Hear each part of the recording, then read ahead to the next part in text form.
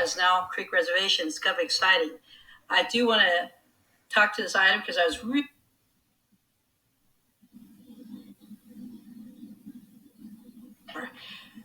my question about all these professional developments, which I appreciate, is where's the equity of spending our funds outside of the state of Oklahoma? How can anybody outside the state of Oklahoma can speak to local concerns if they're not in tune with the concerns of the city of Tulsa or this area? And my question is, where is the Native American equity involved here? I don't see it. I don't.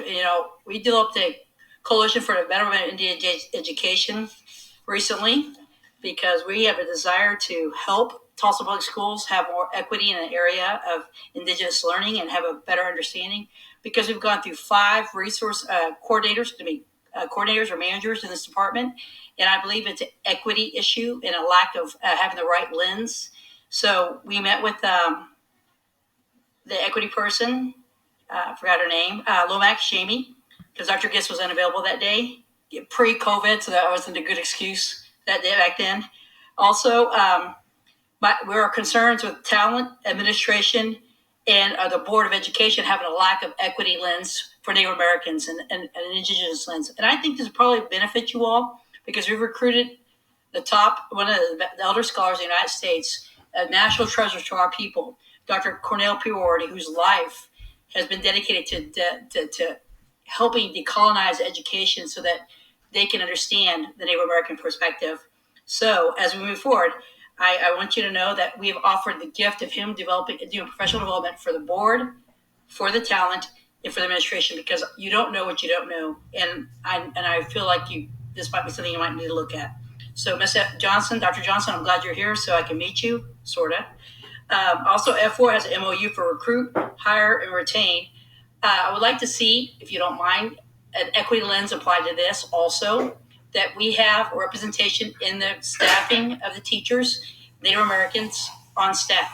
I like to see that percentage-wise there, because I was just talking to some of our security officers in the hallway, and they don't see African-American male teachers. So these are things that we need to look at, Dr. Johnson, and since you're heading this up, I have the utmost faith that you'll take care of it. Also, G1, academic, social, and emotional. How can we speak to these things, or how can your group, whoever you're outsourcing this to, speak to this if you don't have an Indigenous educator that is expertise in this area? When I began this journey, because of the fact that you guys talk about how you're really culturally responsive, which I don't necessarily see that being a point, because case in point, my only data point of lack of cultural responsiveness and humility is what our Trail of Tears when you all try to reorganize Indian education. And I appreciate Dr. Griffin's critical eye on data, because back then they postured data that was inconclusive also, Dr. Griffin. So I'm glad you're here on the board now. I'm glad I endorsed you, because as we move forward, we need to have data that really represents random sampling and a cross mix of everybody in the population. The Native American data points they used for the 3,046 Native American kids was actually, I think, just a couple of hundred. I forgot the exact number, but it's just a few hundred that got backpacks. So that was a representative of our whole group.